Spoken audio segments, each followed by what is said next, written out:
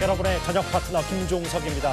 이 카운트다운 형식으로 진행이 되는 저희 뉴스탑 10 10가지 주제 중에 딱 하나만 먼저 살펴볼까요? 예, 5위입니다. 바로 전재수 의원 통일교 금품 수수 의혹 관련한 정치인의 첫 번째 조사입니다. 지금도 조사를 받고 있는데요. 전재수 의원은 오늘 한일 해저 터널은 일본만 이익을 보는 구조인데 내가 왜 찬성하겠냐라고 강변을 했습니다. 그런데 전재수 의원이 과거에 해저 터널 국회 행사에 참석했던 영상까지 뒤늦게 공개가 됐습니다. 저희가 이 소식을 준비했습니다. 예, 그리고 오늘도 여러분의 댓글 기다립니다. 뉴스탑 10 유튜브 생방송에 의미 있는 댓글 남기시면 저희가 소개도 하고 질문도 받아보겠습니다. 멀리 가지 마십시오. 1분 뒤에 바로 돌아옵니다.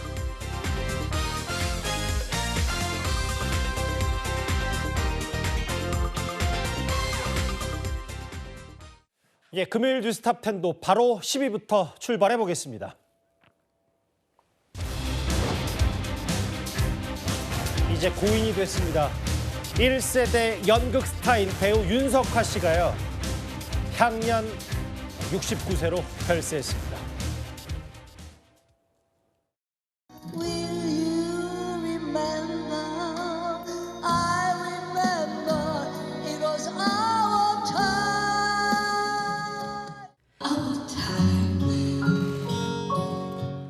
그냥 공간이라도 내어주면 이렇게 다들 진심이라는 것을 담아내는 작품을 만드는데 진짜 관객들한테 너무 감사해요. 그들이 나를 이토록 기억해주고 아직도 제 무대를 바라보고 기다리는 제 관객들에게 죽기 전에 한번 짠을 해주고 싶은 거죠. 네.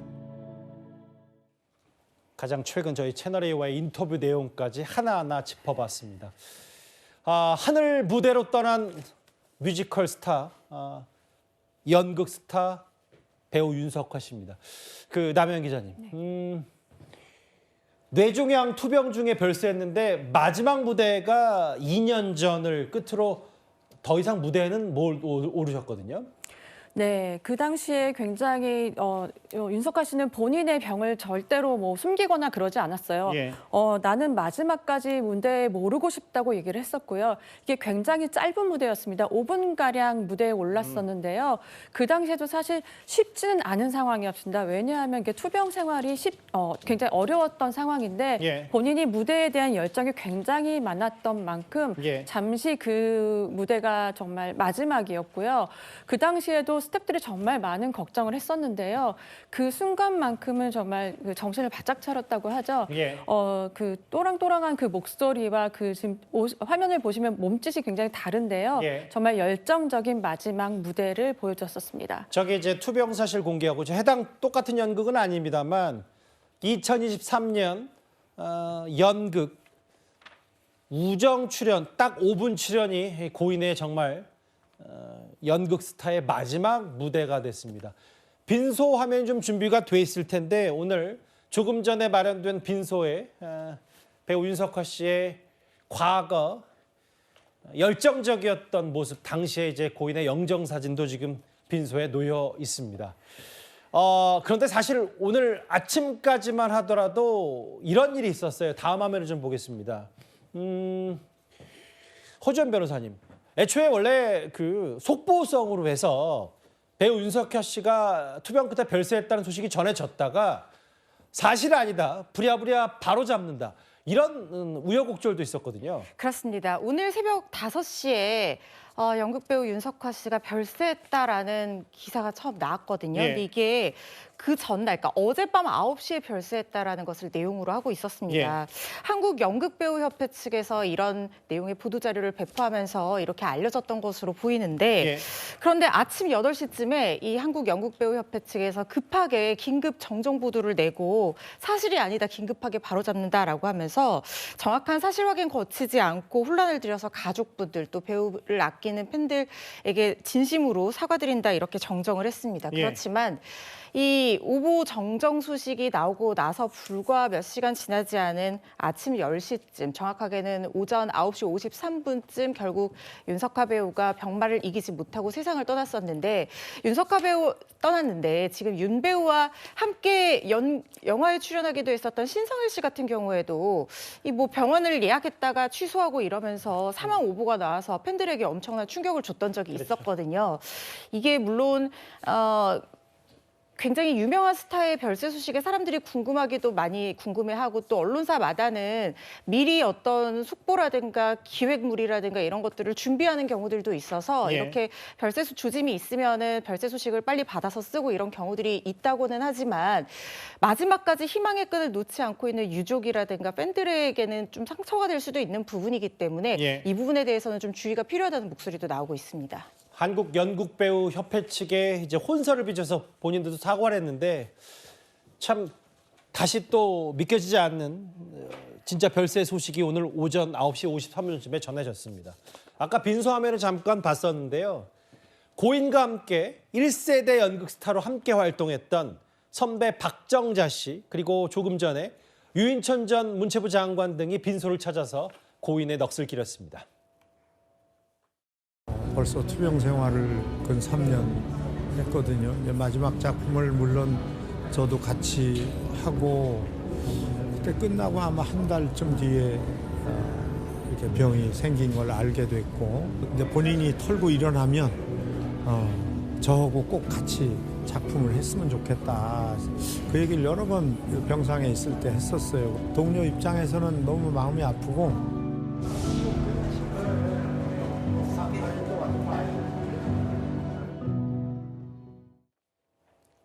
연극 배우인 유인천 전 장관, 그리고 배우 박정자 씨의 모습도 빈소에서 만날 수가 있었는데요.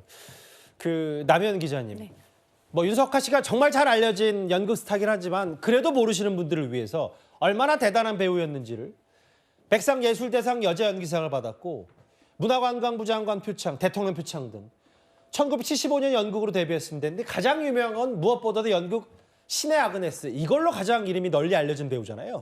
네, 윤석화 씨는 이름 자체가 장르라고 불리고 있잖아요. 예. 그가 했던 연기 하나가 하나하나가 굉장히 인상 깊었기 때문에 예. 연극 무대는 물론이고 뮤지컬이고 정말 다양한 장르를 소화했던 만능 엔터테이너형 배우였습니다. 예.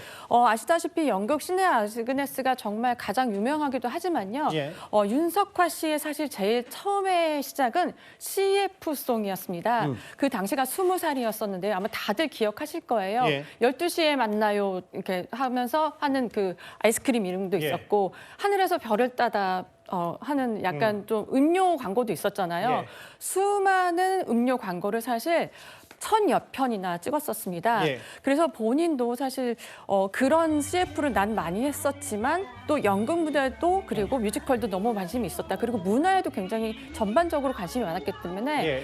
인터뷰를 하게 되면 보통 보면 자신의 연기나 이런 것을 설명하는 게 일반적인데요. 윤석화 예. 씨 같은 경우에는 본인의 거쳐온 그런 시간들에 대한 설명이 굉장히 많았습니다. 예. 그만큼 우리 역사에, 우리 그 문화에 정말 많은 종적을 남겼습니다. 그 보면은 아까 이제 그 남현 기자가 말씀하셨던 이 부분이에요. 원래 현모양처 학교 선생님과 의사를 꿈꿨었는데 어쩌다가 CM송을 불렸고, 껌이면 껌, 제가면 제가 안 부른 CM송이 없었다. 그리고 아까 잠깐 자막에 나갔지만 저도 알고 보면 부드러운 여자라는 그 꽤 정말 유명했던 이 커피 이 광고까지 활용하면서 결국 그 허주연 변호사님, 많은 사람들이 고인 윤석화 씨를 평가하길, 물론 연기력, 표현력 엄청나게 뛰어난 배우로 알려져 있지만 특히 이 독특한 음색이 그의 스타덤을 올리는데 한몫했었던 것 같아요. 제가 아주 예전에 대학생 때 윤석화 배우를 본 적이 있었는데요. 뒤에 이제 관객들이 다 빠져나간 객석에서 저는 앞에서 박정자 배우를 만나기 위해서 기다리고 있었고, 뒤쪽에 윤석화 배우가 박정자 배우 연극을 관람하러 와서 박수를 크게 치면서 박정자 배우의 얘기를 하는데, 저는 바로 듣자마자 뒤에서 윤석하 배우가 관람을 하셨구나 이걸 느낄 그렇죠. 수 있었습니다. 그러니까 음색이 너무나 독특해서 귀에 착착 감기면서 한 번 들으면 잊혀지지 않는, 그래서 윤석하 배우가 하는 어떤 대사라든가 이런 것들도 더 관객들의 마음속에 가 닿는데 이 독특한 음색이 큰 역할을 한 게 아닌가 싶습니다. 예. 사실 윤석하 배우는 이 독특한 음색으로 성우로도 활동하기도 했었고 처음 이 연예계 생활의 시작은 CM송을 부르는 것으로 시작을 했거든요. 이백천 선생님과 인연이 있었는데, 음악평론가이시기도 한 이백천 선생님과 인연이 있었는데 원래는 유학을 가려고 준비를 하고 있었다고 합니다. 예. 그런데 그때 당시에 유학생 여권 전면 금지령이 갑자기 내리는 바람에 이 금지령이 풀리기를 기다리고 있는데 예. 이백천 선생님이 CM송 하나만 불러달라 해서 그게 인연이 돼서 CM송 무려 1000곡을 불렀다는 거예요. 예. 유명한 거 하늘에서 별을 따다 하늘에서 달을 따라 오오오오 하면 딱 나오는 거 있잖아요. 예, 저도 뭔지 말하고 싶은데 뭐 다 아시는 부분. 정말 네. 유명한 CM송이에요. 바로 떠오르잖아요. 예. 그렇죠? 근데 저는 이게 윤석하 배우가 불렀는지 몰랐었는데 예. 아, 윤석하 배우가 불렀다는 사실을 알고 들으니까 그 독특한 음색이 그래서 이렇게 기억에 많이 남았구나 이런 생각도 했습니다. 그리고 아까 앵커께서 말씀하신 저도 알고 보면 부드러운 여자예요. 이거는 이 광고 커피의 매출을 극대화시키는데 정말 엄청난 기여를 해서 예. 정말 패러디도 많이 됐고 인기 있는, 요즘 말로 하면 밈이 될 정도로 엄청난 인기를 누렸던 광고 카피였거든요. 본인은 원래 꿈은 외국에 나가서 대학을 다니면서 현모양처하고 학교 선생님하고 그리고 또 집안에 의사가 많대요. 이모도 의사시고 해서 알겠습니다. 의사가 되고 싶다고 했는데 이렇게 CM송을 부르면서 연예계와 인연이 돼서 인기 있는 연극 배우가 된 겁니다. 예. 이제 뭐 고인이 돼서 하늘에서 아마 이런 본인이 열심히 찍었던 CM 광고 무대를 바라보는 그 느낌이 어떨지 글쎄요, 상상이 잘 안 됩니다. 2년 전 10월에 이미 이제 투병 중이었을 때 윤석하 씨가 저희 채널A와 인터뷰를 했었는데요. 이런 말을 남겼습니다. 직접 한번 들어보겠습니다. 암도 그냥 웬만한 암을 좀 주시지. 이 뇌종양이라는 건, 뇌라는 건 전체잖아요. 웃음이 나왔어요, 솔직히. 간호사들이 그냥 들어와가지고 막 혈관 주사를 막 꽂아요. 근데 그게 저한테는 얼마나 아픈지, 내가 살면 얼마나 살겠다고 이렇게 막 아침마다 괴성을 지르면서 누군가를 미워하면서 매일 아침 그렇게 하루를 시작하는 거는 삶이 아니다. 일주일을 살아도 그냥 나답게 살고 싶다. 하루를 살아도 일주일을 살아도 나답게, 배우 윤석하답게 살고 싶다. 항암 치료의 극한의 고통에 대한 얘기를 저렇게 2년 전에 저희 채널A 김윤수 앵커와의 인터뷰에서 여러 가지 얘기를 했었고, 연극 배우 윤석하답게 살다 죽게 도와주세요. 이 말의 울림도 있고, 최근에 저희가 뉴스탑10에서 이제 고인이 된 배우 김지미 씨 얘기도 했지만, 이제 영화계에서는 김지미 씨, 또 이 연극계에서 윤석하 씨가 당당한 여성, 이런 걸로 꽤 많이 알려진 인물이기도 하거든요. 저는 저 인터뷰 자체가 윤석하 씨의 그 당당함을 보여준 거라고 생각하는데요. 예. 대부분의 여배우라고 하죠. 그러니까 화면에 비춰지는 배우들 같은 경우에는 자신의 약간의 아픈 모습이나 조금 화려한 모습이 아닌 모습을 보여주고 싶어 하지 않아요. 예. 그렇지만 윤석하 씨는 윤석하 씨답게 예. 정말 이 모습을 보여줬었고, 아마 다들 기억을 하실 거예요. 예. 그 뇌종양 투병 중에 앞니가 다 빠져서 굉장히 힘든 상황 속에서도 환하게 웃으며, 내가 지금 아픈데도 어쩔 수 없다, 이게 투병 중이라서 이런 모습이다라고 당당히 내비쳤었거든요. 그러니까 정말 윤석하 씨 다운 모습이 아닐까 생각이 되는데요. 예. 인터뷰에서도 굉장히 솔직한 면모가 굉장히 많이 드러났었습니다. 왜냐하면 본인이 잘못을 했거나 이런 부분에 대해서 바로 시인하고 약간 후회하는 모습이 있었습니다. 예. 그게 뭐냐면요, 과거에 아마 다들 기억하실 겁니다. 그 학력 위조 논란 때문에 공개적인 사과를 하고 나서 몇 년 후에 이제 영화로 복귀를 하면서 인터뷰를 한 적이 있었거든요. 예. 그 당시에도 첫 마디가 그거였어요. 사실 그게 더 궁금하시죠? 근데 이제는 마음이 편해요. 하지만 나는 앞으로도 계속 연기를 할 거고 예. 내가 얼마나 사랑하는지를 표현하고 싶다고 했었거든요. 예. 굉장히 당당한 면모의 윤석하 씨의 모습을 잊을 수가 없었습니다.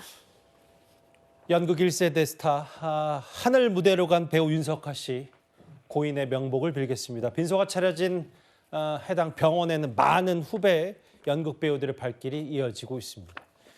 10위 고인이 된 배우 윤석화 씨 얘기했다면 이제 9위로 가보겠습니다. 이 배우가 다시 대중 앞에 서겠다고 합니다. 바로 배우 곽도원 씨입니다.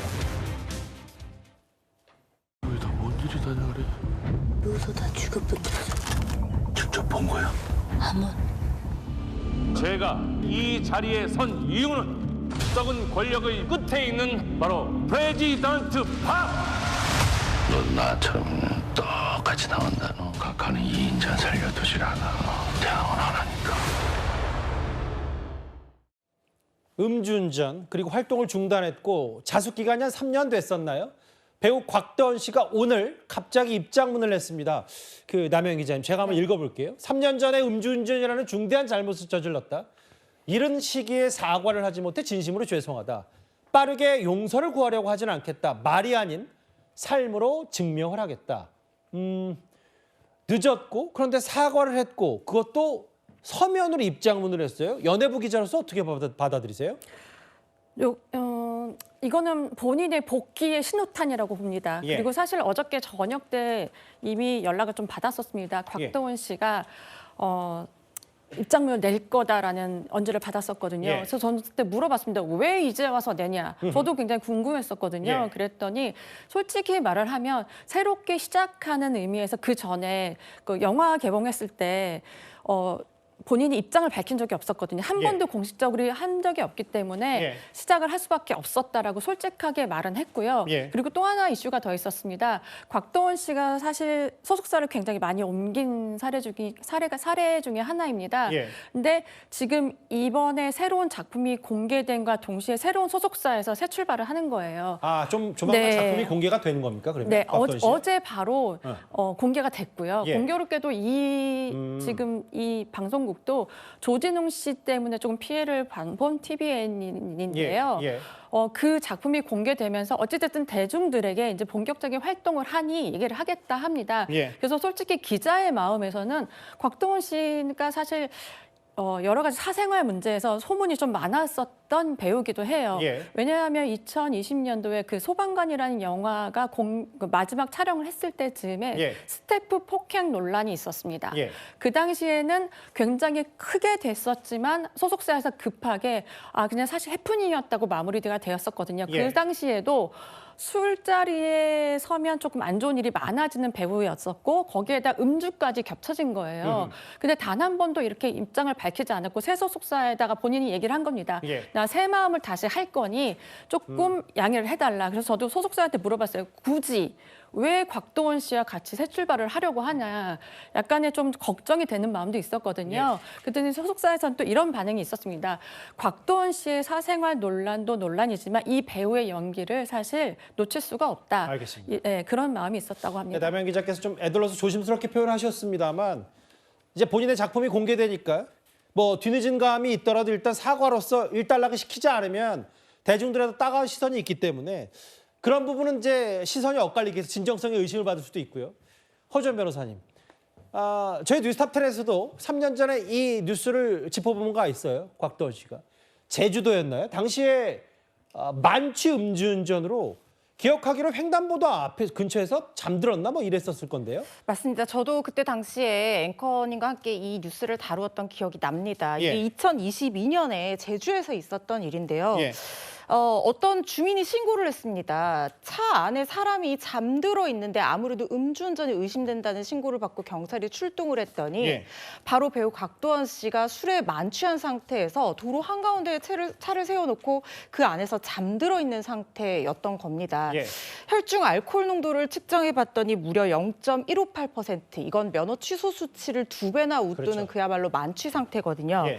그걸로 밝혀졌고 결국에는 이 일을 계기로 인해서 방송에서도 하차를 하고 공개하려고 했던 이 프로그램들 찍어놨던 어떤 그런 작품들도 다 공개가 안 됐었죠. 예. 그리고 곽도원 씨는 약식 명령으로 벌금 1,000만 원형을 선고를 받았습니다. 예. 그 이후로 시간이 이렇게 지나서 작품이 개봉되는 시기에 맞추어서 한 번도 자신의 입장이나 이런 것에 대해서 언급을 하지 않다가 오늘 갑작스럽게 이렇게 서면으로 언급을 한 겁니다. 예. 곽도원 씨 측 관계자는요, 왜 그동안 그 사건이 일어나고 나서 한마디도 대중들에게 어떤 얘기도 하지 예. 않았느냐, 이 부분에 대해서 대중들에게 사과하고 싶은 마음은 있었지만 개인 SNS 이런 것들 운영 안 하니까 통로가 없었던 것 같다라고 얘기를 하는데 예. 통로는 만들면 얼마든지 만들 수 있었던 것 아니냐 하는 생각이 들어서 시기가 참 묘하다는 생각 듭니다. 그 이제 남현 기자와 허준 변호사의 논평 중에 쭉 들어보니까 좀 다소 부정적인 느낌도 있어요. 왜냐하면 어떻게 사과와 복귀를 동시에 하냐. 연예인은 왜 이렇게 복귀가 쉬운지. 사고치고 보답이랑 증명금지. 그러니까 보통 누군가 얘기하면 뭐 연기를 보답하겠다. 이런 말이 업해 있지 않냐라는 얘기인데 장현주 변호사님 반대로 이런 게 있어요. 이게 사실은 연예계 어떤 규정이 있는 게 아니잖아요. 음주운전은 자수 3년, 뭐 누구는 뭐 5년 이런 게 있는 게 아니니까 각기 다른 재단할 수밖에 없는데 아니 음주운전 이후 활동하는 연예인도 많고 이게 지금 사회적 잣대가 상당히 더 최근에 조진웅 씨 사건으로 더 낮아진 거 아니냐. 그럼 곽도원 씨는 되는 거 아니냐는 일부 의견도 있나 봅니다. 그렇죠. 사실 지금 곽도원 씨가 사과를 한 게 뭐 최근에 새로운 사건 사고 때문에 사과를 한 것이 아니라 예. 3년 전에 있었던 사건에 대해서 공식 사과를 한 것이기 때문에 예. 이거를 두고 좀 여러 가지 갑론을박이 있는 것 같기는 합니다. 특히나 사실 사과를 하고 사실상 복귀에 시동을 거는 것 아니냐 뭐 이런 해석들도 나오는 것 같고요. 뭐 특히나 지금 이 사과문에 보면 말이 아니라 삶으로 증명하겠다 이런 얘기를 두고 증명 금지 이런 또 비판도 나오기도 했었거든요. 그러나 또 일각에서는 사실상 또 그동안 음주운전을 하고 복귀한 연예인들이 상당히 많이 있습니다. 예. 지금 뭐 떠오르는 사람만 해도 많이 있을 거라고 생각이 드는데 그렇다면 이건 기준이 모호한 것 아니냐라는 지적들이 나옵니다. 예. 사실 뭐 이게 법적으로 정해져서 연예인들이 뭐 음주 수치가 얼만큼, 형이 얼만큼이었으면 뭐 몇 년을 쉰다 이런 기준이 명확하게 마련되어 있는 것은 당연히 아니기 때문에 예. 그때그때 이건 형평성의 문제도 좀 있을 수 있다. 3년이면 충분한 것 아니냐 이런 또 반박도 나오고 있는 상황이거든요. 예. 사실 곽도원 씨가 뭐 복귀를 할지 안 할지는 잘 모르겠지만 뭐 선택은 본인이 하더라도 판단은 결국 대중들의 그러게요. 몫이 아닌가 생각합니다. 뭐 음주운전한 사람이 연예인뿐만 아니라 다른 사람들도 많은데 왜 곽도원에게만 이렇게 곽도원 씨에게만 매몰차게 하냐 이런 의견도 있는 반면에 근데 확실한 건 그런 것 같아요. 사과와 복귀를 동시에 하는 부분에 대해선 대중들의 시선이 곱지는 않을 건 분명해 보이거든요. 그런데 곽도원 씨가 3년 만에 복귀를 선언하면서 과거에 한 유명 작품, 영화에 출연했던 조진웅 씨까지 재소환되고 있습니다. 불안 붙여봐라. 하루 일정 네 담배 불 붙이던 김밥은 아니다. 네가 깡패인지 아니 관심이 없어. 내가 깡패라고 하면 그냥 깡패. 저번에 꽤 흥행이 됐던 영화 범죄와의 전쟁. 저 영화에 공교롭게도 곽도원 씨 그리고 조진우 씨가 동반 출연했었는데 그 해당 작품의 방송사가 사실 조진웅 씨가 완전한 주인공인 시그널2를 준비하고 있다가 지금 이제 교착 상태에 빠졌는데 오늘 그 해당 방송사 측이 입장을 냈더라고요.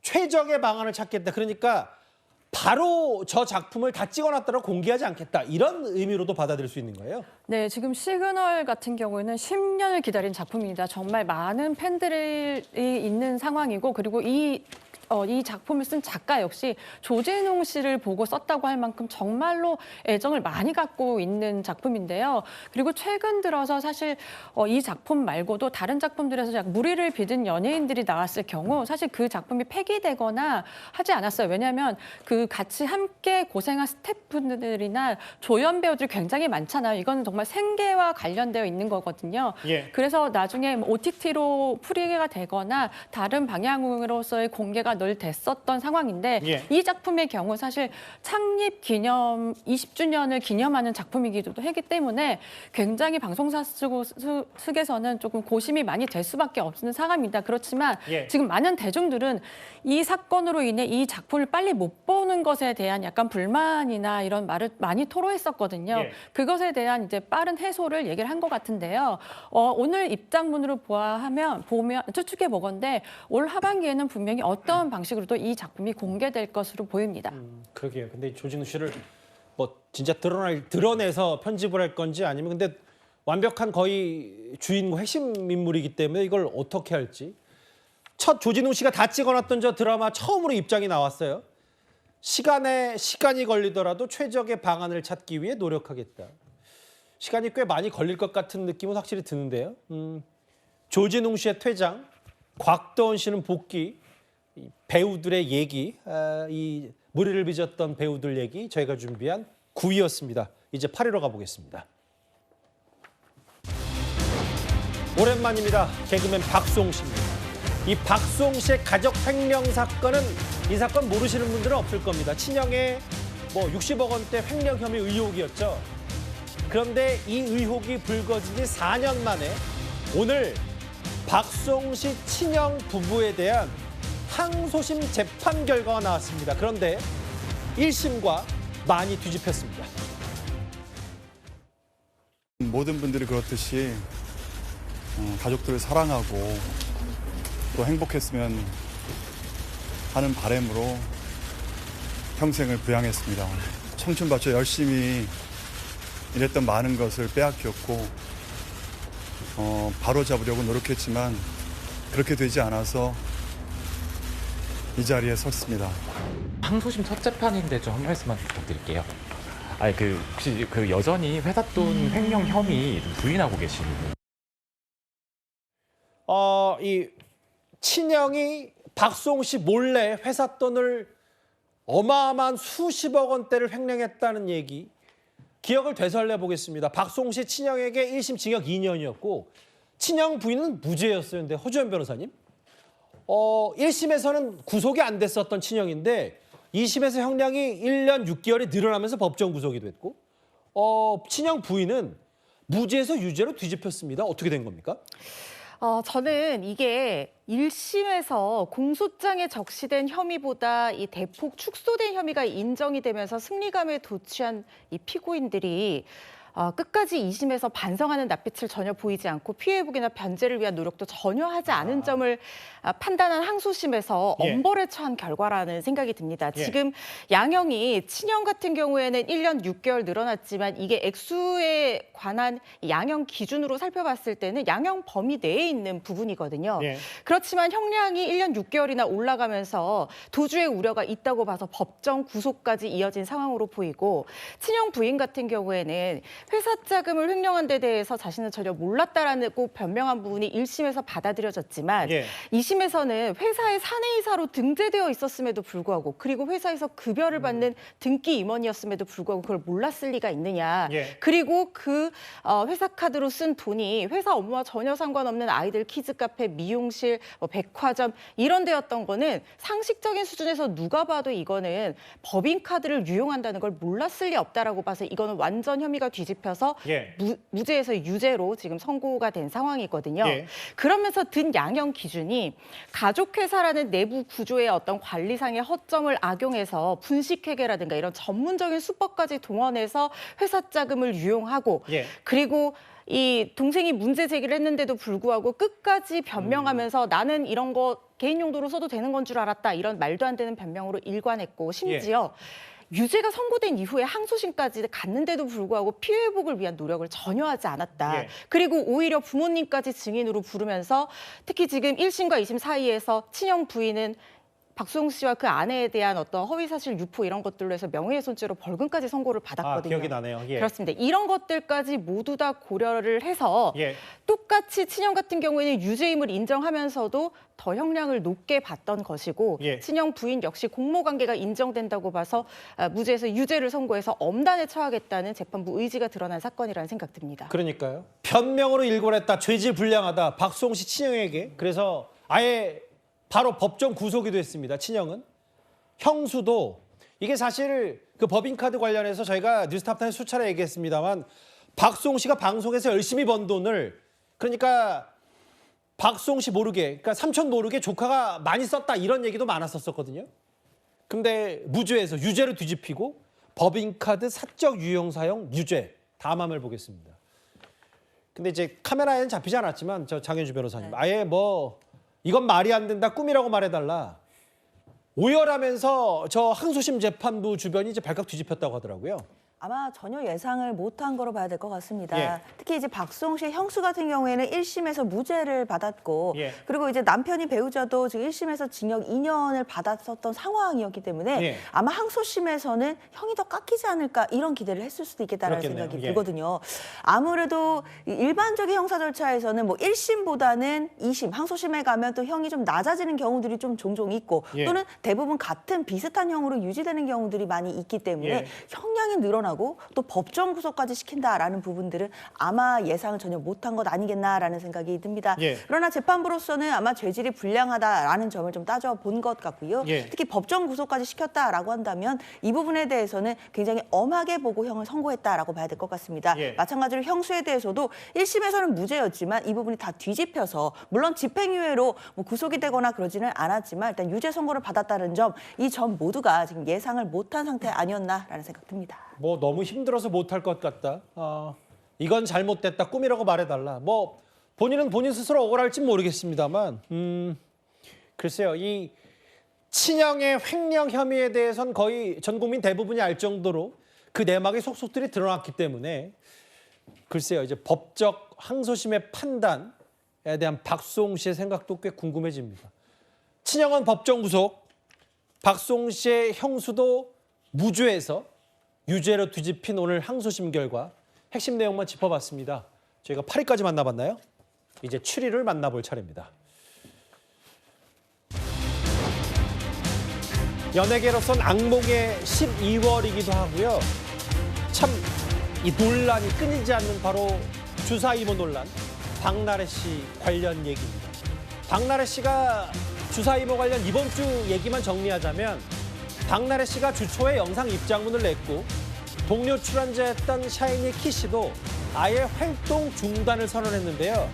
이번 주 들어서 주 후반에, 그러니까 정확히 오늘 이 사람에게도 불똥이 튀었습니다. 저는 이 문제들로 인해 제가 하던 모든 프로그램에서 자진하차했습니다. 전 더 이상 제작진과 동료들에게 혼란이나 부담이 가지 않기를 바라는 마음에서 그런 선택을 했습니다. 저희가 해당 장면은 직접적으로 보여드리지 못합니다만 한 2016년이었나요? 전현무 씨가 출연하는 해당 예능 프로그램에서 차 안에서 링거를 맞는 장면이 있습니다. 그 장면이 그러면 박나래 씨처럼 링거 이모 혹은 여러 불법 의료 행위를 받은 거 아니냐는 논란이 커지니까요. 남현 기자님. 네. 아니다라고 오늘 소속사가 서둘러 입장을 냈더라고요.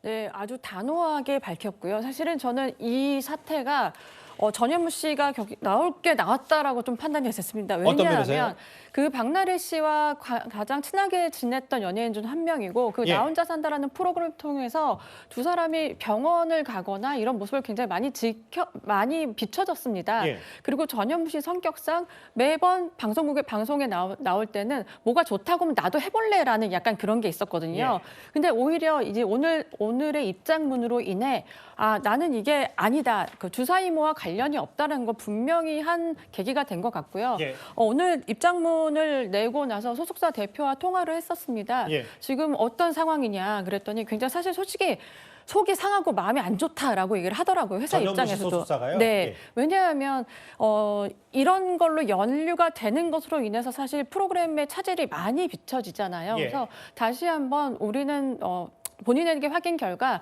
주사 이모와 접촉을 하지 않았다라는 것을 다시 분명히 했고요. 예. 이번에 이렇게 입장을 밝힌 만큼 추가적인 다른 게 나오지 않는 이상 전현무 씨 의혹은 사실 이번에 떨쳐진 거라고 바라봅니다. 그러니까 주사 이모, 링거 이모 본인 전현무 씨와는 전혀 관련이 없다는 게 네. 소속사가 직접 취재한 결과 네. 그렇다.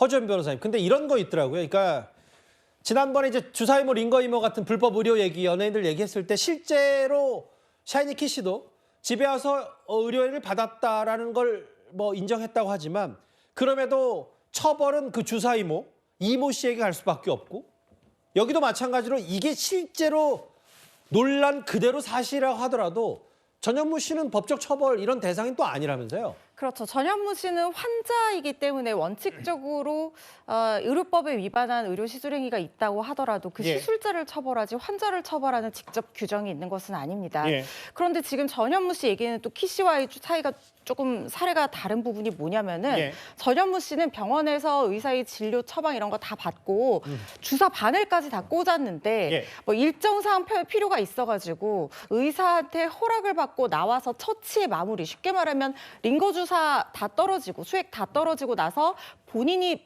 주사 바늘을 빼는 마무리만 자기가 했다라는 것이거든요. 그래서 이동하면서 남은 링거 수액을 맞고 주사 바늘을 본인이 뺐기 때문에 이게 문제가 되지 않는다라는 식으로 얘기를 하고 있는데 저는 그렇게 생각하지는 않거든요. 아, 뭔가 저촉될 수 있는 부분이 있다는 말씀이시네요. 우리 법원에서 의료행위를 정의하는 것은요. 예.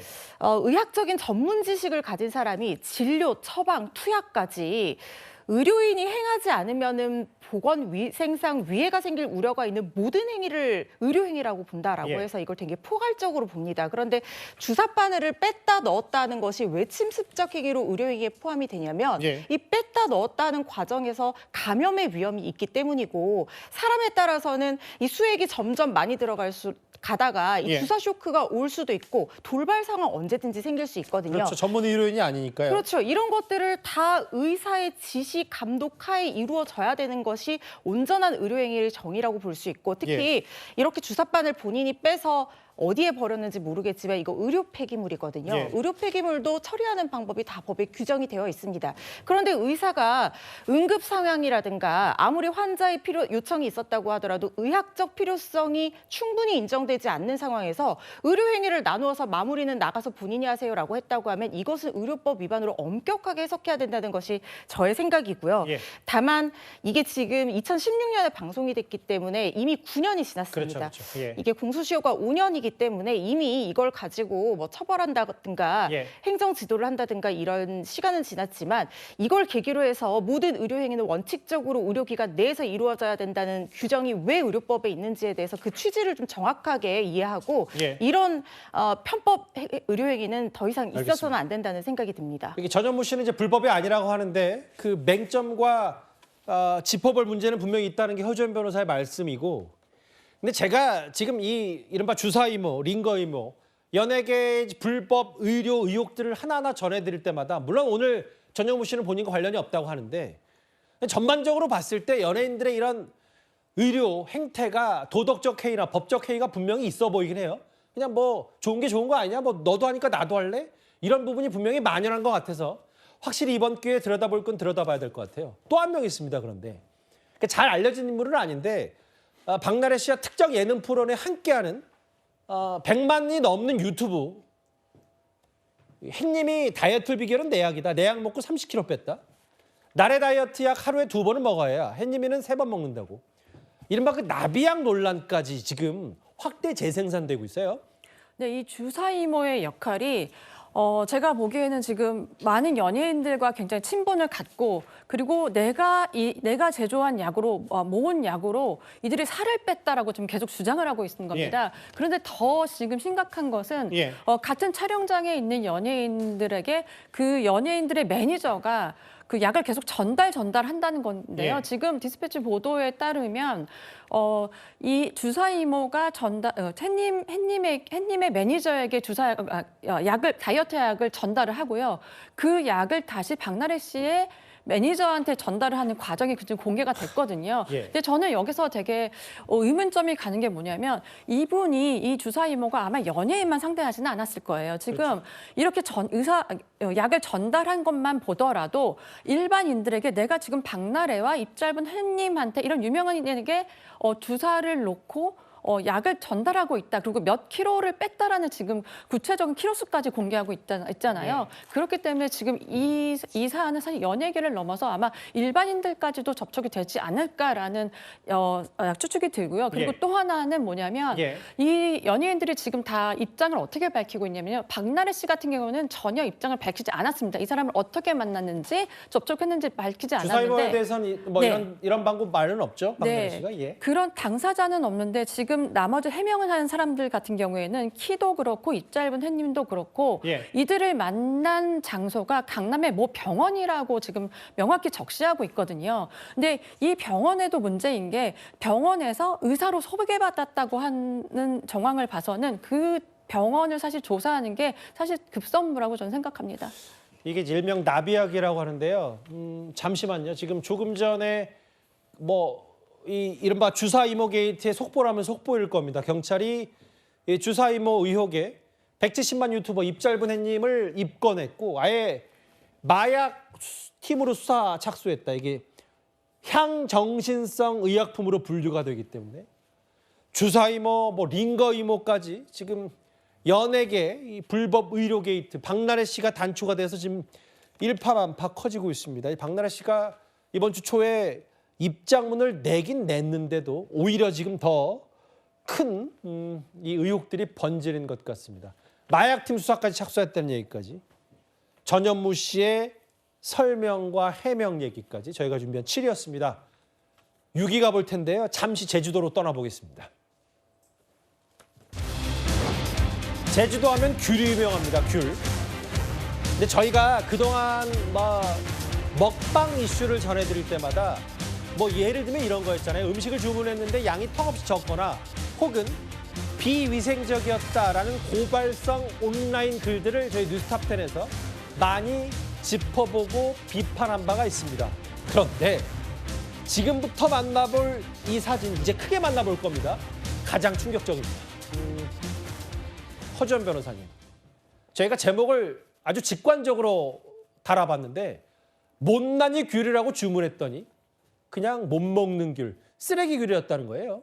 그렇습니다. 파치귤이라고 하죠. 예. 이른바 정상적으로 모양이 예쁘게 돼서 당도도 좋은 이 상품을 예. 일반 감귤이라고 한다면 조금 모양은 못생겼지만 당도도 좋고 그리고 충분히 신선해서 얼마든지 구입을 할 수 있는 상품 파치귤이라고 하는데 처음에 공동구매 판매자가 파치귤이다. 내가 직접 먹어봤는데 당도가 너무 맛있다. 당도도 15에서 18브릭스까지 나온다라고 하면서 이걸 공동구매 형식으로 판매를 한 겁니다. 그런데 정작 소비자들이 받아봤더니 이 귤은 그야말로 못생긴 귤이 아니라 아예 사람이 먹지 못하는 귤이었던 겁니다. 예. 곰팡이도 슬어 있고 과일이 상했다고 농했다고 하죠. 예. 그야말로 먹지 못하는 그러니까 당도나 이런 문제가 아니라 신선도 부분에서도 이미 사람이 먹을 수 없는 상태의 엉망인 귤이 온 겁니다. 본인이 이제 논란이 커지니까 이 판매를 한 사람이 자기가 직접 사장님과 개인적으로 아는 사이라서 가서 포장도 하고 했었는데 본인이 가서 포장할 때는 너무 마른 귤이라든가 파과를 제외하는 걸 봤었다. 그렇지만 그 이전이나 그 이후에는 사장님을 믿고 공동구매를 진행했던 것이고 알아서 잘 포장해 주실 거라고 생각했는데 이거는 아닌 것 같다. 내가 생각해도 문제가 되는 것 같다라고 얘기를 하면서 본인이 직접 사과문을 올렸어요. 원래는 사장님에게 환불 조치를 받아야 되는 게 맞지만 일단 자기를 믿고 구매해 준 사람들에 대해서 자기가 사죄하는 마음으로 본인이 먼저 환불을 순차적으로 진행해 주겠다. 이렇게 입장문을 올린 상태거든요. 그래서 환불은 받겠지만 문제는 뭐냐면은 제주도에서는 감귤을 조례까지 도가면서 품질 관리를 합니다. 그렇기 때문에 이런 못 먹는 귤, 상품 외 귤이라고 하거든요. 파치귤보다 더 안 좋은 아예 팔 수가 없는 귤을 크기부터 당도까지 규정을 해두고 있는데 아예 이 상품의 귤을 판매한 부분에 대해서 과태료가 부과될 그런 예정입니다. 허 변호사님 잠시만요. 그러니까 공동구매를 진행했던 사람이 본인이 책임을 지겠다고 했는데 이게 단순히 공동구매나 이제 소비 이 과정에서 누군가가 책임질 일이 아니라 아예 아까 게시판도 잠깐 나왔지만 제주도 자체에서도 뭔가 지금 이걸 수습하지 않으면 안 되는 걸로 일이 커졌다 이렇게 보는 거군요. 제주도에서는요, 이 감귤 조례까지 정하는 이유가 뭐냐면 제주의 특산품이 바로 감귤이잖아요. 그래서 이 감귤에 대해서 소비자들의 신뢰를 유지하기 위해서 매해 조례를 그 해에는 이 정도 당도는 나와야 된다라고 해서 이 당도까지 바꿔가면서 굉장히 엄격하게 자치경찰단과 함께 이 제대로 되지 않은 귤을 판매하는 농가에 대해서 엄정하게 단속을 벌이고 있습니다. 그런데 이번에 판매된 귤은 파치귤이 아니라 그야말로 단속에 걸리는 상품 외 감귤이었다는 거예요. 그렇기 때문에 제주도 서귀포시 측에서도 이 부분 단속에 나서지 않을 수 없는 것으로 보입니다. 수습은 일단 이렇게 되는데 또 애꿎은 정말 좋은 귤 만들어서 판매하시는 다른 상인들에게 불똥일 튈까 봐 그런 우려도 있으니까 이건 좀 구별해서 봐야 될 것 같아요. 못난이 귤이라든지 못 먹는 귤이었다, 쓰레기 귤이었다. 저희가 준비한 6위까지 하나하나 짚어봤습니다. 저희 뉴스탑 탑10이 반환점을 돌았습니다.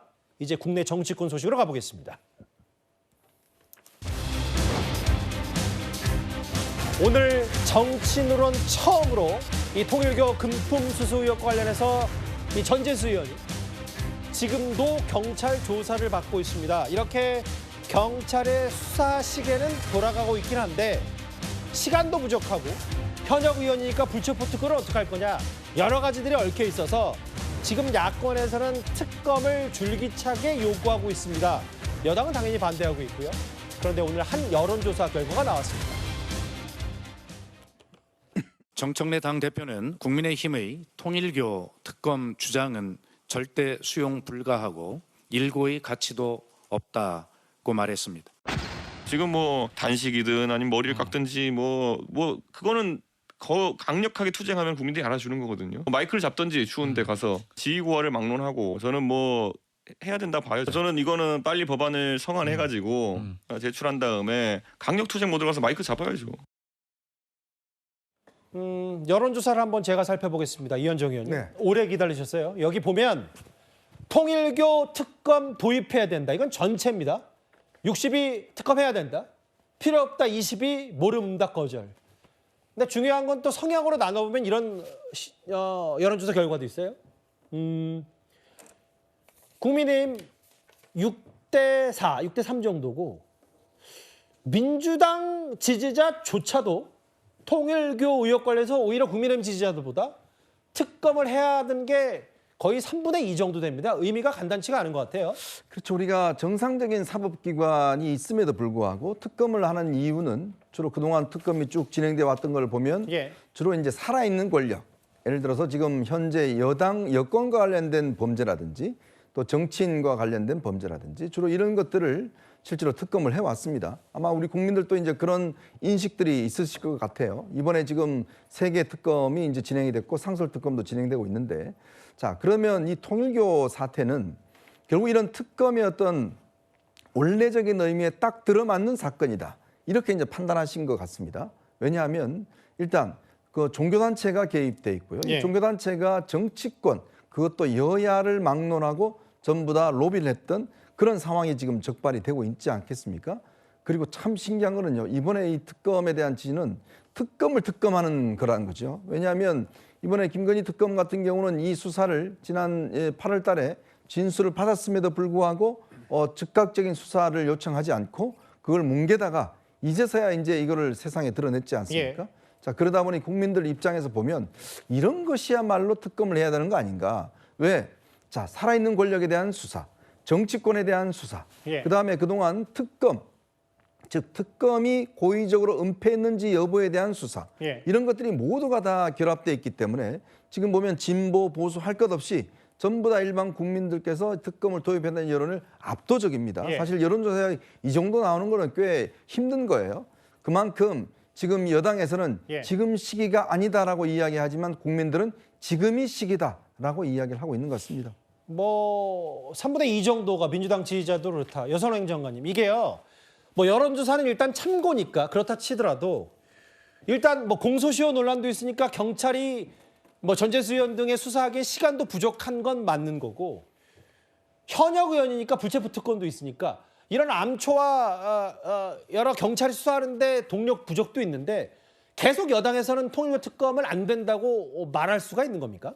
그러니까 지금 특수본 수사가 이제 시작됐고 수사의 진행 속도도 굉장히 좀 빠르거든요. 전재수 의원 같은 경우에는 뭐 소환 조사까지 했고 뭐 자택이나 그리고 의원 사무실 또 압수수색을 했기 때문에 아마도 지금 뭐 민주당 내에서는 이제 특수본 수사가 시작됐으니 조금 기다려보자 약간 이런 분위기가 있는데 오늘 사실은 뭐 저도 저 갤럽 여론조사 보고 아 이렇게 뭐 민주당 지지층 내에서도 특검에 대한 여론이 높구나에 대한 점을 아마도 조금 뭐 반영하는 뭐 그러한 분위기가 이제 앞으로 생길 수도 있지만 일단은 이제 민주당 내에서는 특검을 하게 되면은 오히려 특수본 수사에 방해가 되고 시간이 너무 많이 걸린다. 왜냐하면은 특검을 하려고 하면은 특검법을 발의해야 되죠. 뭐 국회도 통과해야 되죠. 그리고 대통령이 특검 추천 뭐 임명도 받고 추천하고 이런 과정에 너무 시간이 많이 걸리기 때문에 오히려 수사를 빨리 결론 내는 데는 시간이 많이 걸린다. 이런 점들을 조금 뭐 국민들께 더 알릴 필요가 있겠다 이런 생각입니다. 근데 여선 행정관님, 만약에 민주당과 행정관님 논리라면, 대변인 논리라면 내란 특검, 2차 특검도 어쨌든 내란 특검이 경찰에 넘겼잖아요. 경찰이 수사할 거잖아요. 근데 이제 그걸로 미진하고 결론이 뭔가 믿업지 못하니까 민주당이 2차 특검 하자는 건데, 그것도 같은 논리라면 뭐 2차 특검 하는 것보다 경찰이 수사 방해하지 말고 그냥 경찰에 넘기는 건데, 통일교 특검은 안 되고 내란 특검은 되는지, 그런 부분 때문에 공정한 잣대가 아니라는 비판이 있어서요. 근데 이제 뭐 내란 특검 같은 경우에는 여러 가지 뭐 특검 수사 기간 관련해서 그리고 뭐 공정성이니 아니면 편향성 뭐 이런 것 때문에 좀 이야기가 있었는데 사실은 뭐 전재수 의원 관련된 이 뭐 수사 같은 경우에는 이제 시작됐고 내용도 사실 그렇게 어렵진 않잖아요. 알겠습니다. 왜냐하면 기존의 통일교 특검에서 많이 이제 내용을 다뤘기 때문에 사실관계만 확인되는 부분이기 때문에 이때도 만약에 결과가 나왔는데 못 믿겠다고 하면은 특검 뭐 목소리가 더 높아질 수도 있다고 봅니다. 근데 사실 뭐 이런 여론조사, 뭐 특검 도입해야 된다는 목소리가 더 많다. 이 측면은 특검도 특검이지만 이 통일교 금품수수 의혹에 대한 국민적 관심이 높다. 이렇게도 해석할 수 있겠죠. 오늘 일단 경찰은요, 이 통일교 금품수수 의혹의 핵심 피의자 전재수 의원을 조사하고 있습니다. 3천만 원대 금품수수 혐의입니다. 최근에 통일교 문제 때문에 세상이 시끄럽습니다. 그 중심에 제가 서 있다는 것만으로도 우리 국민들께 대단히 죄송하다는 말씀을 드리도록 하겠습니다. 한일 해저터널은 부산의 미래를 팔아먹는 것입니다. 일본이 전적으로 이익을 보는 구조입니다. 차라리 현금 200억과 시계 100점이라고 이야기하십시오. 한학자 총재 만난 적 있으십니까? 경찰 조사에서 어떤 점 설명하실 예정이신가요? 지난번부터 저만 느끼는지 모르겠는데 이제 한학자 총재를 만난 적이 있냐라는 질문에 대해선 전재수 의원이 일단 즉답은 안 하고 있거든요. 저 한학자 총재 만난 적 있냐? 오늘 저 자리에서 뭐라 그랬냐면 경찰 소환조사 나갈 때 한일 해저터널은 부산이 손해보고 일본이 전적으로 이익 보는 구조인데 아니 내가 이걸 왜 하겠냐? 차라리 현금 200억 시계 100점 받았다라고 하라. 라는 얘기를 했는데 다음 화면을 보겠습니다. 김기웅 대변인님. 저희 어제 채널A가 단독으로 보도한 내용이 뭐냐면 그런데 김규환, 임종성 그리고 특히 전재수 의원을 포함해서 2018년에 국회에서 열렸던 통일교 유관단체가 주관했던 해저터널 행사에 참석했다. 이 부분이 논란거리예요? 우선적으로 본인은 뭐 한일 해저터널 관련해서 굉장히 반대한다 그런 말씀을 하셨지만 그 관련된 행사에 본인이 가지 않았습니까? 그리고 본인이 아는 형님이라고 해서 사진을 찍었습니다. 근데 그 형님이 어떤 책을 줬는데 그 책이 한학자 총재에 대해서 굉장히 긍정적인 내용의 책이었습니다. 근데 그 책을 가지고 찍었습니다. 자기가 출판 기념회 때 본인의 책을 가지고 사진을 찍는 경우가 있지만 주변 사람이 준 책을 가지고 사진을 찍는 경우는 굉장히 드물고요. 무엇보다도 그 사람이 어떤 인물인가 결국 그분이 한일 해저터널 관련해 가지고 굉장히 전문적인 어떤 지식이 있고 본인이 책까지 썼습니다. 그리고 일부 언론을 보니까 그 책을 한학자 총재에게 헌납하는 그런 사진도 나오지 않았습니까? 그렇다면 전재수 전 장관, 전재수 의원 같은 경우는 그냥 아는 형님이라고 속된 말로 퉁쳤지만 그 아는 형님이 한일 해저터널의 핵심이었습니다. 그리고 또 그분이 관련된 그 통일교 산하의 그 업체에 문재인 정부 때 3천만 원을 보전금을 줬다는 일부 언론도 있습니다. 그렇다면 이게 그냥 아는 형님이 와가지고 축하해 주는데 관련된 책을 줘가지고 그냥 찍었다 이 해명을 하기에는 전재수 의원과 한일 해저터널과의 관계 그리고 그 가운데 통일교가 어떤 역할을 했는지에 대해서 우리는 국민적인 의혹은 가시지 않을 것으로 보입니다. 이게 지금 저 영상 쭉 보면 저게 2018년이었고 토론 과정에서 한일 해저터널 관련 제안이 있었다. 이 행사. 그런데 이거 말고 또 하나 의혹 제기가 있어요. 아예 전재수 의원이 특정 축사도 하고 10월에는 이 한일 해저터널 연구단체 강연자로 섭외가 됐다. 그 장윤주 변호사님. 물론 뭐 정치인들이 사람 만나는 게 일이니까 누구나 다 만날 수 있는데 이 전재수연의 금품 수수욕을 쭉 쫓아다가다 보면 특히 통일교 관련해서 아무리 통상적인 정치 일정이라도 그 빈도가 잦거든요. 어떻게 봐야 될까요? 글쎄요, 사실 정치인들이 어떤 행사에 참석하는 것, 뭐 그것만 가지고 뭐 그 행사에서 나왔던 뭐 통일교에 관련된 사업이라든지 이런 부분들을 적극적으로 찬성했다 이렇게 연결할 수는 당연히 없을 겁니다. 사실 정치인들이 뭐 행사에 초청을 받았을 때는 의례적으로 참석하는 경우들도 종종 있는 것이기 때문에 그런 행사 참석이었는지 이런 부분도 좀 수사기관이 확인해봐야 된다라고 생각이 들고요.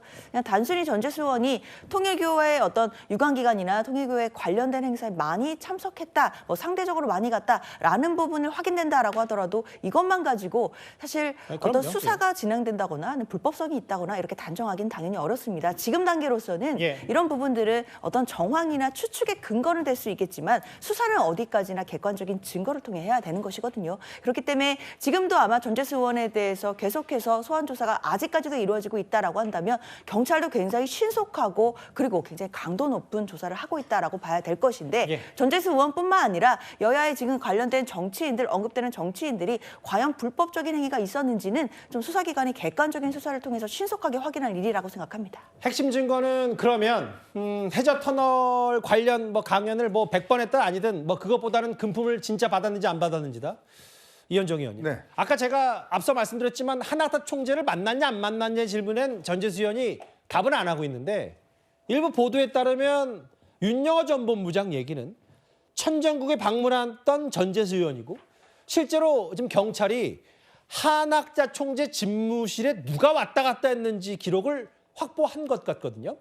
제가 이제 정치부 기자를 하면서 주로 이 통일교가 현역 의원들 정치권에 굉장히 아마 공을 많이 들인 걸로 알고 있어요. 본인들이 매년 하는 큰 행사가 있습니다. 평화 서밋 행사가 있는데 거기에 이제 여야 정치인들, 거물들을 다 초청하기 위해서 꽤 많은 노력들을 기울여요. 그렇죠. 그리고 다른 종교와는 달리 계속적으로 이 정치권과의 인연관계를 계속 가지려고 하는 겁니다. 왜냐하면 통일교 특성이 단순한 종교가 아닙니다. 통일교는 종교와 산업이 같이 결합되어 있는 형태예요. 자, 그리고 또 통일교가 일본과 이런 미국 같이 하기 때문에 연관된 사업이 많습니다. 그러니까 그런 것들도 있고 또 통일교가 국내에서는 정통교에서는 이단으로 이제 취급받고 있는데 그거를 이제 인정받기 위해서 꽤 하기도 있고 또 재산도 많습니다. 자, 그러다 보니 통일교 행사 한번 가면 꽤 많은 어떤 이 참가비를 받는다는 걸로 알려져 있어요. 자, 그러다 보니 정치인이 많이 참석하는데 그렇다면 통일교가 그냥 했을까요? 굉장히 아마 정치권 로비에 한다 그러면 다 기록을 남겨놨을 겁니다. 자, 그래서 지금 한학자 총재에게 올라가는 특별보고 이런 데 보면 날짜 등등이 여러 가지가 아마 적시돼 있고 만난 사람 그리고 이 윤영호 씨가요. 부인이 재정국장입니다. 그렇죠. 그러니까 돈의 출납을 담당하는 사람이에요. 그리고 윤영호 씨가 이게 본인이 통일교의 3인자 비슷하게 해서 정치권 로비를 담당한 사람인데 그러면 이게 아무리 그렇지만 모든 기록들이 사실상 남아있을 가능성이 높습니다. 아마 그게 경찰에서는 그것들을 스모킹건으로 해서 계속 찾을 것 같습니다. 알겠습니다. 해저 터널 관련 과거에 물론 뭐 그것도 금품을 직접적으로 받았다는 정황은 아닙니다만 꽤 많은 행사, 뭐 강연자까지 이제 추천받았다는 얘기까지 들려오는 전재수 의원인데 아마 지금도 경찰 조사를 받고 있을 겁니다. 저희가 준비한 5위는 통일교 금품 수수 의혹이었습니다. 이제 4위로 가볼까요?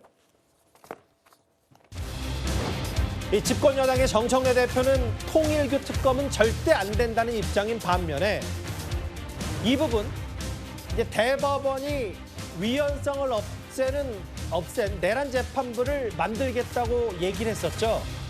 그럼에도 민주당 안에 내란 재판부는 입법은 강행 처리하겠다. 정청래 대표의 생각은 바뀌지 않은 것 같습니다.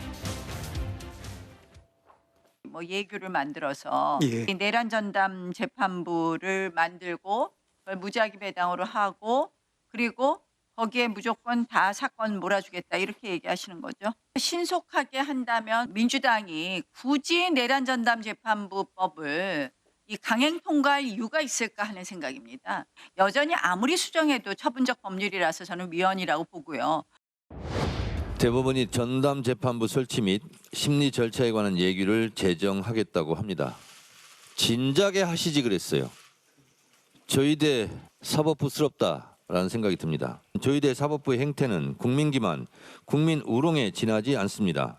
조희대 사법부는 걸핏하며 사법부 독립을 외치면서 조희대 사법부는 뒷북치는 꼼수 조치를 하겠다는 것인데 누가 당신들의 진정성을 믿겠습니까? 조희대 사법부란 표현을 수차례 쓴 정청래 대표인데요. 이현정 의원님. 네.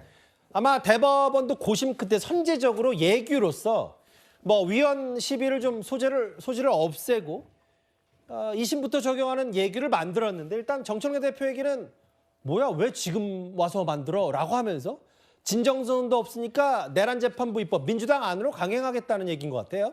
글쎄요. 과연 그럴 수 있을까라는 생각이 들긴 하는데 문제는 이제 원래 이거는 사법권은 기본적으로 이 대법원장과 사법부의 재판권은 기속돼 있습니다. 예.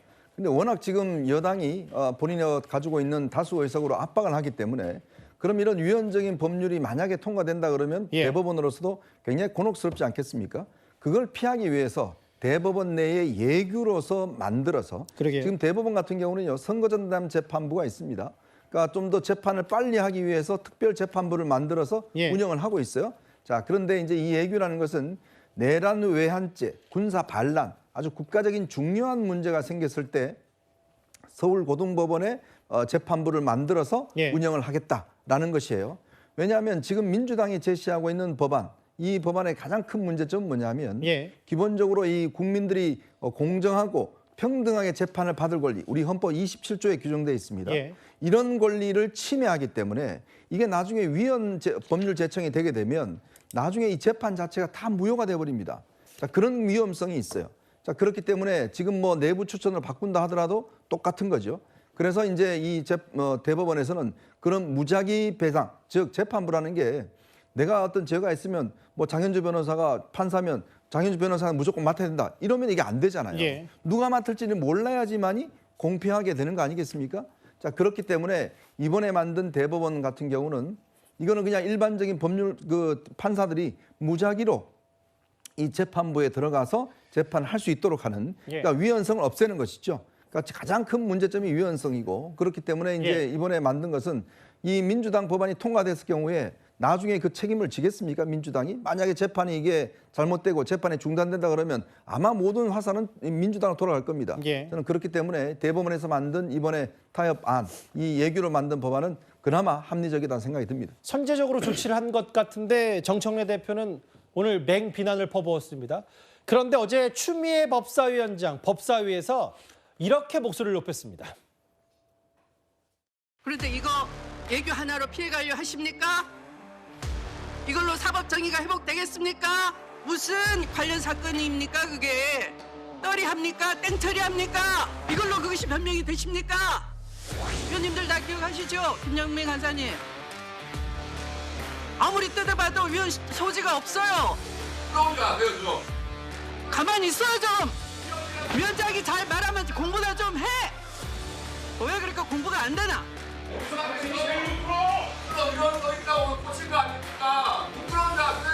위헌성 없어. 저렇게 내란 세력과 한 배를 탔으면 부끄러운 줄도 모르고 무서운 줄도 모르고 역사에 염치도 없고 양심도 없어 곽규택. 그것들 하세요. 조용히 해 곽규택. 우리가 잠시 잊고 있었습니다. 법사위에 항상 저런 장면이 있었다는 걸. 장현주 변호사님. 근데 제가 추미애 법사위원장 말을 들어보면 위헌성이 없다고 본인이 얘기하지만 민주당 안에서 의원총회에서 위헌 소지가 있으니까 법 강행 안 했던 건데 일단 뭐 추미애 법사위원장은 저렇게 얘기하고 있는데 대법이 이렇게 고육책을 했으니까 민주당 별도의 법안을 만들 이유는 사라졌다. 어떻게 판단하세요?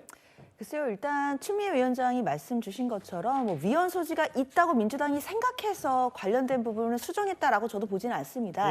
다만 당연히 의원들이 어떤 법안들을 추진해 나갈 때는 위헌 소지가 있다라고 한다면 법안을 추진하면 안 되겠죠. 다만 민주당 입장에서는 앞서서 나왔던 전담 재판부와 관련된 법안도 위헌성이 있다라고 확정을 지은 것이 아니라 다만 이 부분에 대해서 논쟁이 발생하게 되면 윤석열 전 대통령이 결국 이런 부분들을 법기술처럼 활용을 이용을 해서 본인의 석방이라든지 아니면 재판 중단이라든지 이런 식으로 재판의 판을 흔들 것 이런 부분들이 우려됐기 때문에 관련된 법안들을 좀 수정했다라고 봐야 될 것 같고요. 그렇기 때문에 관련돼서 특히 이제 법관을 추천하는 추천위원회의 헌재라든지 그리고 법무부를 아예 없애버렸기 때문에 지금 뭐 법관 대표회의라든지 판사회의에서 추천을 한다라고 한다면 그런 부분에 대한 우려도 불식됐다고 봐야 될 것 같고요. 특히나 지금 법원에서 뭐 예규를 만들었다라고는 하지만 사실 민주당 입장에서는 그동안 사법부가 본인들 스스로 이런 불신들을 자초해 놓고 이제와 예규를 만드는 부분들은 정청래 대표가 오늘 말씀하신 것처럼 진작에 할 걸 왜 이제야 했는지에 대해서 국민들이 좀 물어보셔야 되겠다라는 생각이 들고요. 예규는 만들었지만 당연히 예규보다 법을 만들면 그것이 훨씬 더 상위에 있는 것이기 때문에 민주당으로서는 지금 진행되는 법안을 그대로 추진할 입장이다라고 말씀드립니다. 지금 사실은 이 내란 재판부 관련해서 전선이 두 개예요. 첫 번째 전선은 지금 말씀드렸던 집권 여당의 정청래 대표와 조희대 대법원장의 사법부의 이제 내란 재판부 위원 소지. 또 하나 전선이 내부 전선인데요. 여선행 장관님. 아까 추미애 법사위원장은 원래 강행처를 했었어야 되는데 뭔가 당내에서 조심조심하고 하다 보니까 약간 이 모양 이 꼴이 됐다는 취지의 얘기로 저는 들려서 김영민 의원이 최근에 내란 재판부 설치법 보완해서 후순위로 가고 법 왜곡죄 먼저 처리하는 게 효율적이라고 하니까 강경파와 또 원내 지도부 생각은 달라서 김병기 원내대표 뭐라 그랬냐면 김영민 의원을 향해서 다른 저의가 있다고 생각할 수밖에 없다. 이 갈등도 제법 있어 보여요. 저도 사실은 저 이제 뉴스를 보고 한번 무슨 뜻인지 한번 찾아봤는데 그렇게 이제 뭐 무슨 내용인지를 사실은 파악은 잘 안 되고 있습니다. 근데 지금 뭐 김병기 원내대표와 김영민 그 법사위 이제 여당 간사죠. 민주당 간사와의 의견 충돌이랄까요? 그런 게 이제 사실은 처음은 아니고요. 예전에 기억하실지 모르겠지만 검사장 고발 관련해서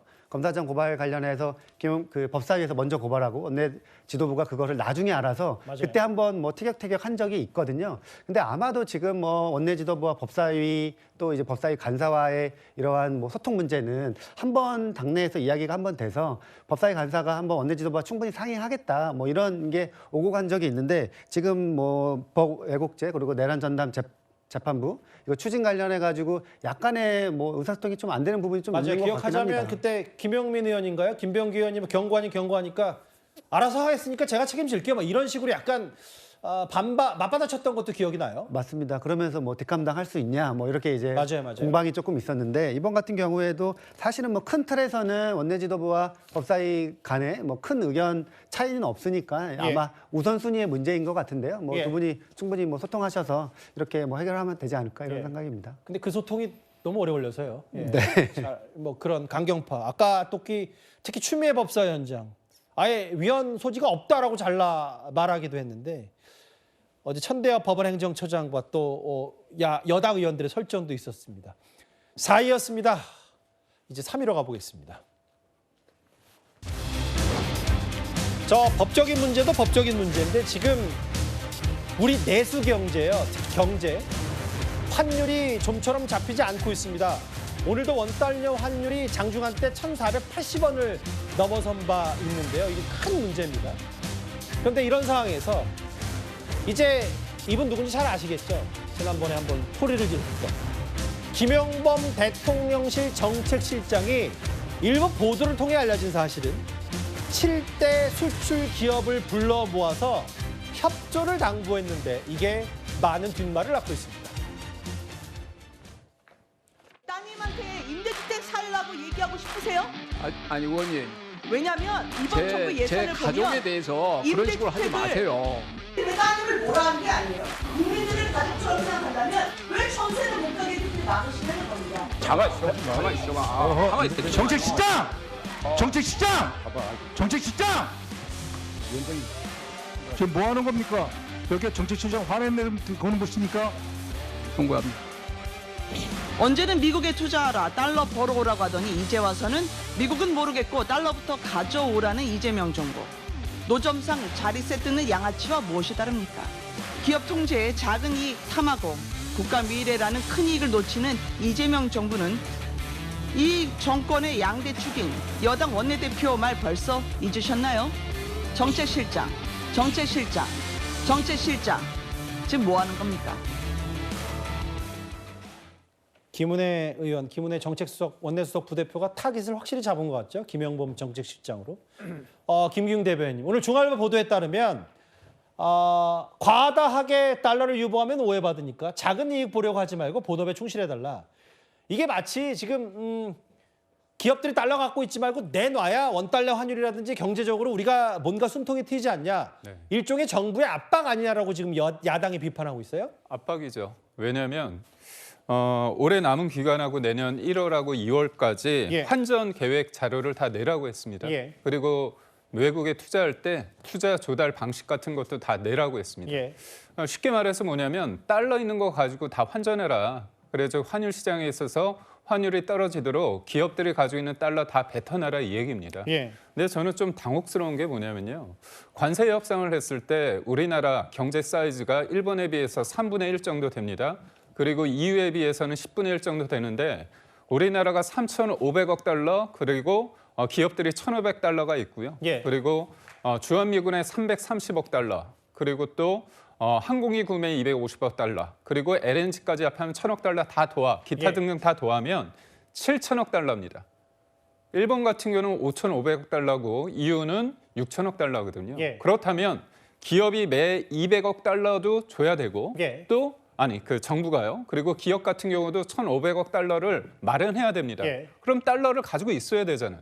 관세 협상상 당연히 기업이 달러를 가지고 있어야 되는데도 불구하고 관세 협상을 제대로 못한 그런 이유가 정부에 있습니다. 근데 환율이 너무 오르다 보니까 기업들한테 너희들이 나중에 투자하든 아니면 뭔가 물건을 팔아서 이득을 본 달러를 시장에 다 뱉어놓으라고 한다면 기업이 어떻게 장사를 합니까? 기업 또한 뭔가 수입을 하려면 달러가 필요하지 않습니까?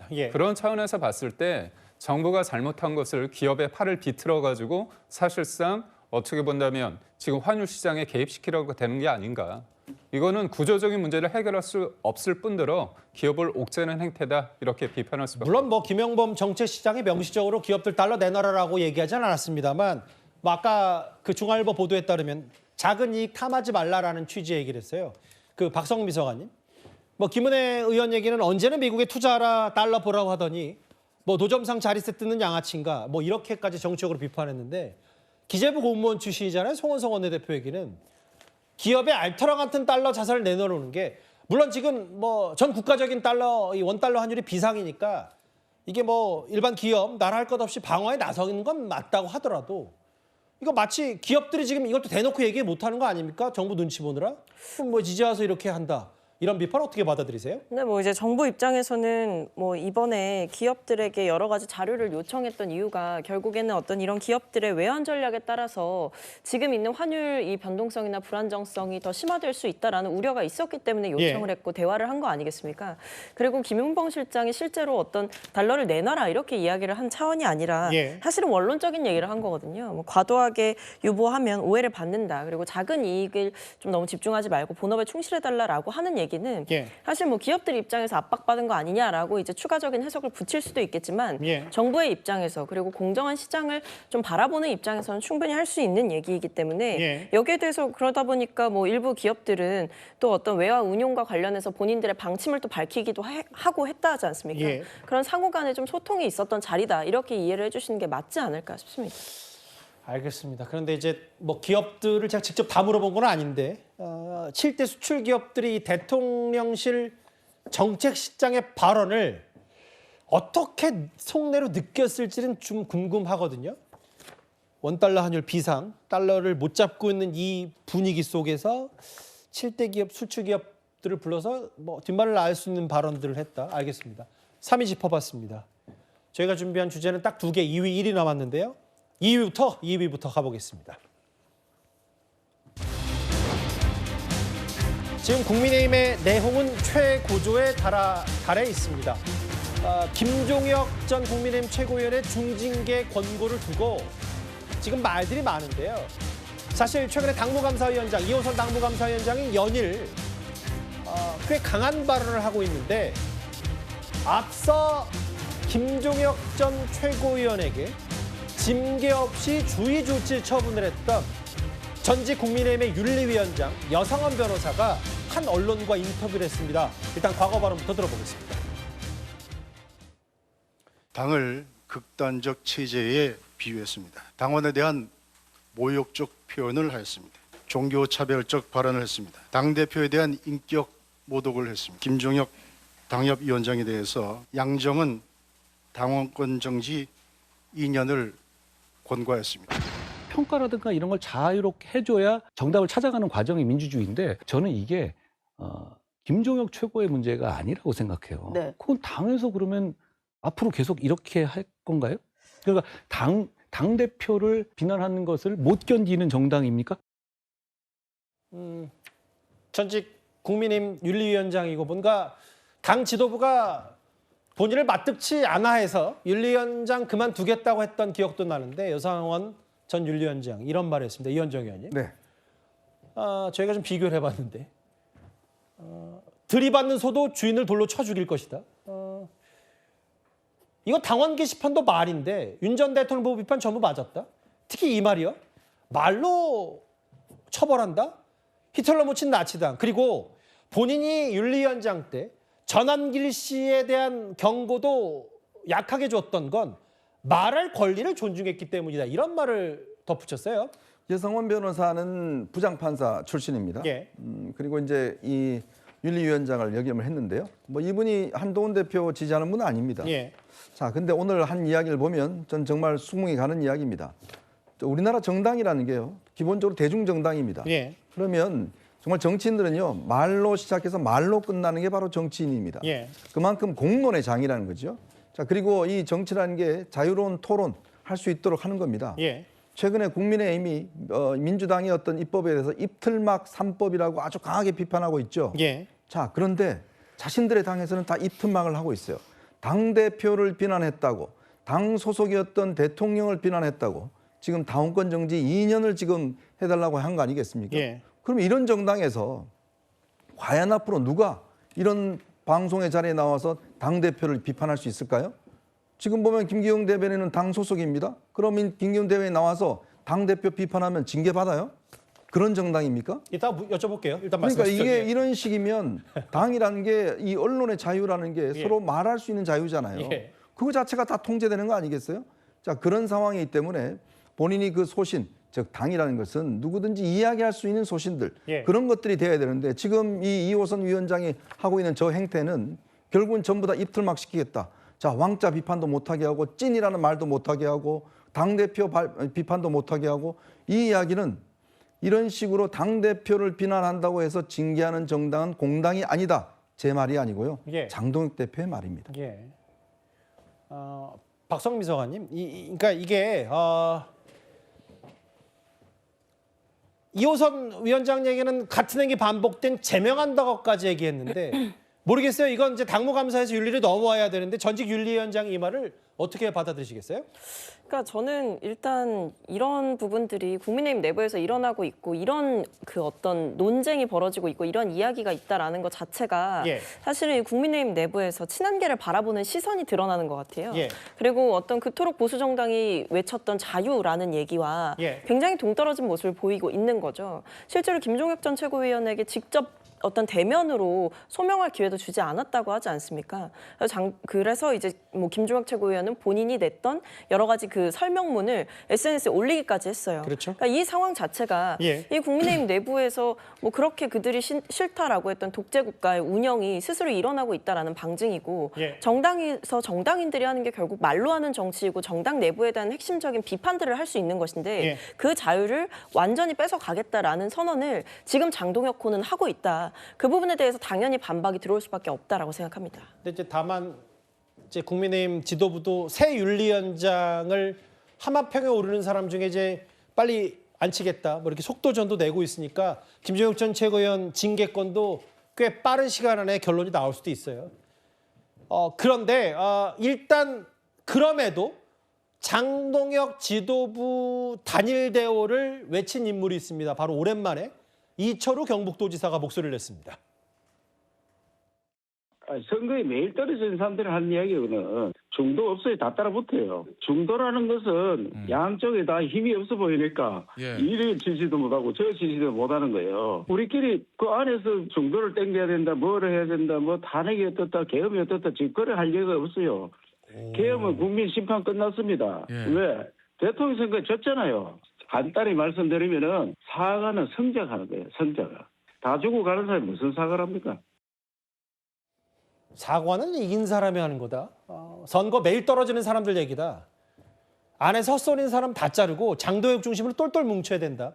뭐 듣기에 따라서는 이호선 당무감사위원장 말과 비슷해 보여요? 그러니까 아까 앵커께서 말씀하신 대로 지금 국민의힘 내용이 약간 최고조에 다른 것 같아요. 지금 거의 이제 분당 수순으로 가는 이런 분위기가 아닌가 생각이 들 정도로, 왜냐하면 직전에 김문수 전 장관 그리고 이제 한동훈 전 대표가 만났잖아요. 저 그 만남을 보면서 이게 이제 국민의힘 내부에서 친 장동혁계와 친 한동훈계가 이제 대판 한판 붙겠구나.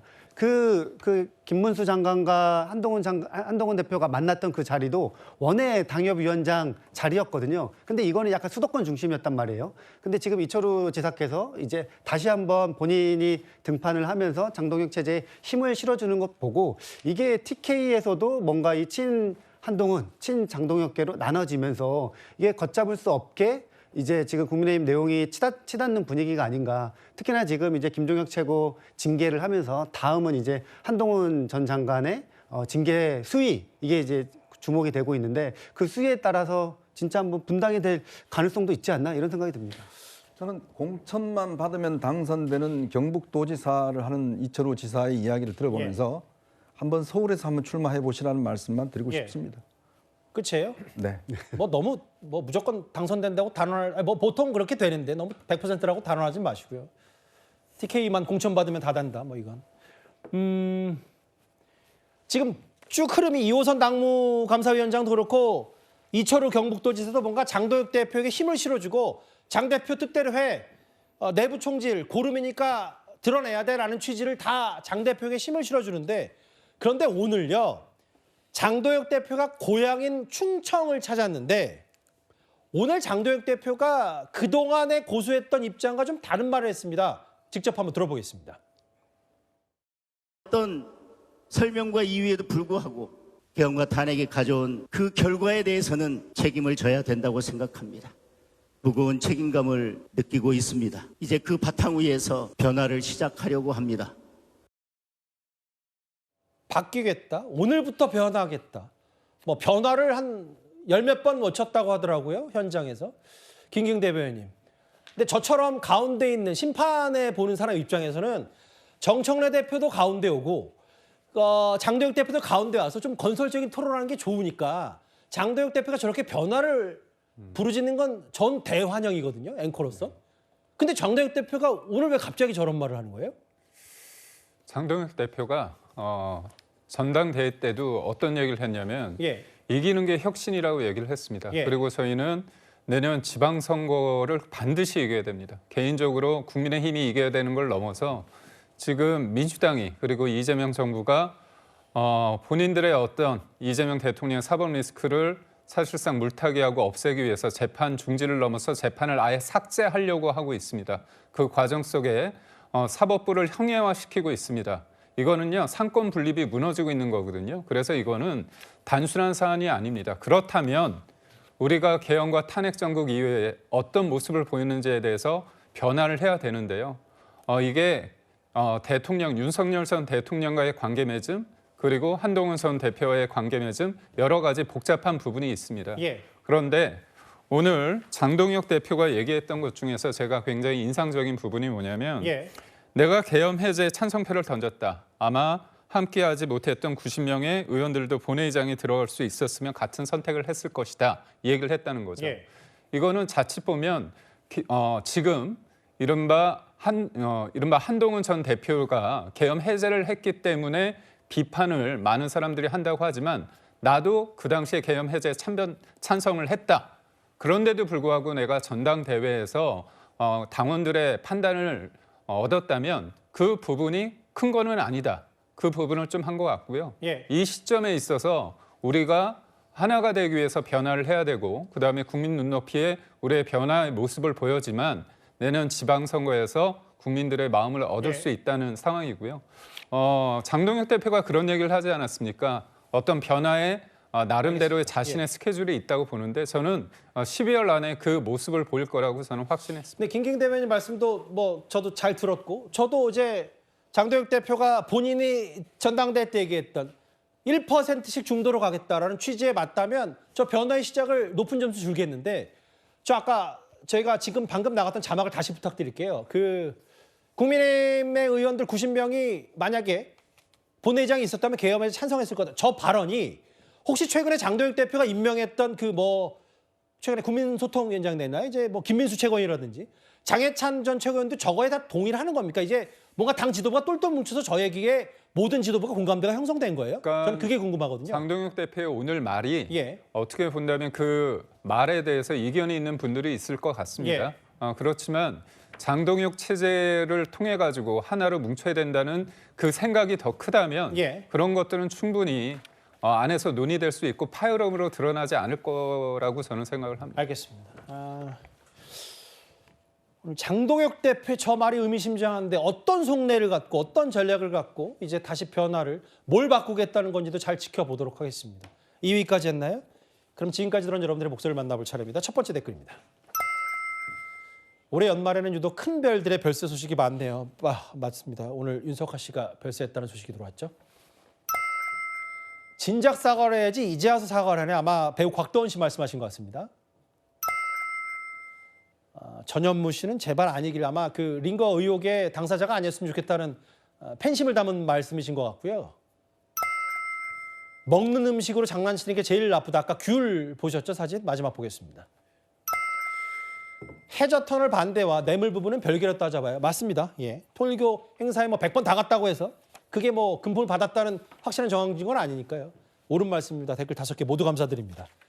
이제 저희가 준비한 12월 19일 뉴스탑10 1위로 가보겠습니다. 이재명 대통령입니다.